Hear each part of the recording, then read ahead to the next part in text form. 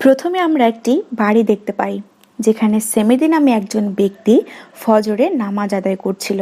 নামাজ শেষ করে সে তার মেয়েকে নামাজের জন্য ডাকতে যায়, যার নাম হলো রাহায়ু।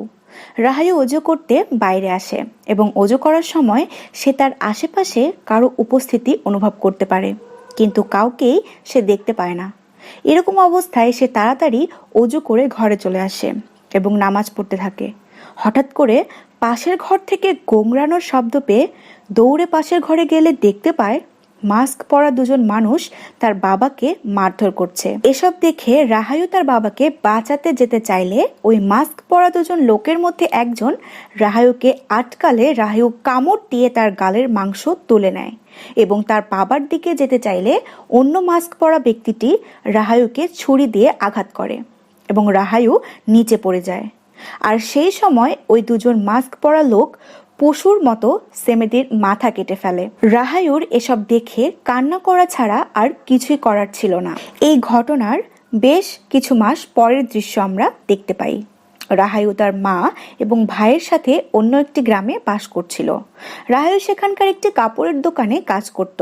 দোকানের মালিক রাহায়ুকে তার দোকানের দায়িত্ব দিয়ে 1 সপ্তাহের জন্য বাহিরে যায় এবং যাওয়ার সময় বলে যায় রাহায়ু যেন পাশের দোকানের মেয়েটিকে এড়িয়ে চলে, যার নাম ছিল রিরি, কারণ মেয়েটি নিজের ইচ্ছা মতো যখন তখন যার তার পেছনে লাগতো।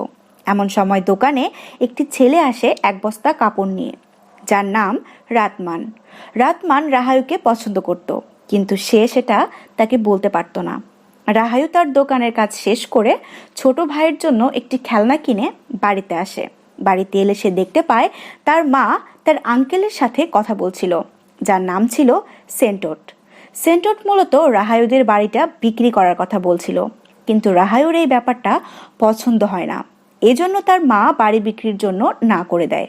এর পরের দৃশ্যে আমরা রাহায়ুকে কিছু কলা নিয়ে পাশের বাড়িতে যেতে দেখি, যেখানে একটি বয়স্ক লোক থাকতো, যার নাম মিস্টার সরো।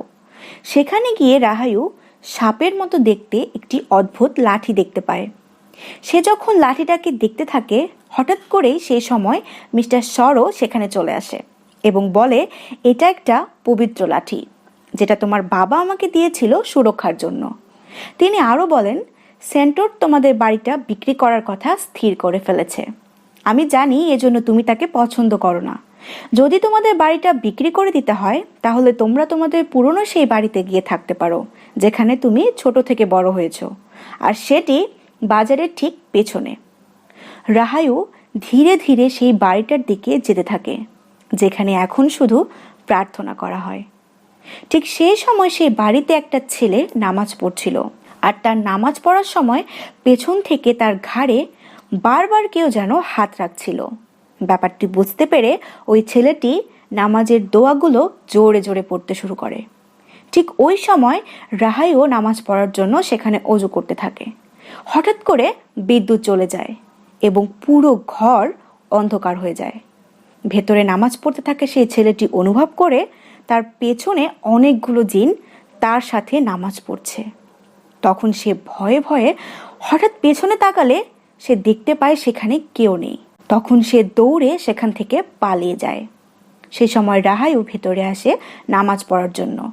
এসে সে ঘরের আলো জ্বালানোর চেষ্টা করে। সে সময় সে অনুভব করে তার পেছনে কেউ একজন দাঁড়িয়ে আছে। যখন সে ঘরের লাইটটা অন করে পেছনে তাকায়, তখন সে তার পেছনে কিছুই দেখতে পায় না। সে যখন নামাজে দাঁড়ায়, তখন সে অনুভব করতে পারে তার সাথে দ্বিতীয় কেউ যেন নামাজের সূরা পাঠ করছে। হঠাৎ করে সেই ঘরটি পুরো অন্ধকার হয়ে যায়। রাহায়ু বুঝতে পারে তার পেছনে দাঁড়িয়ে আছে অনেকগুলো জিন, তারা তার সাথে সাথেই নামাজ পড়ছিল। রাহায়ু যখন সেখান থেকে পালাতে চায়, হঠাৎ করে সে পর্দার মধ্যে পেঁচিয়ে যায় এবং হঠাৎ করে সে যেন তার ছোটবেলায় ফিরে আসে। সেখানে রাহায়ু দেখতে পায় তার বাবা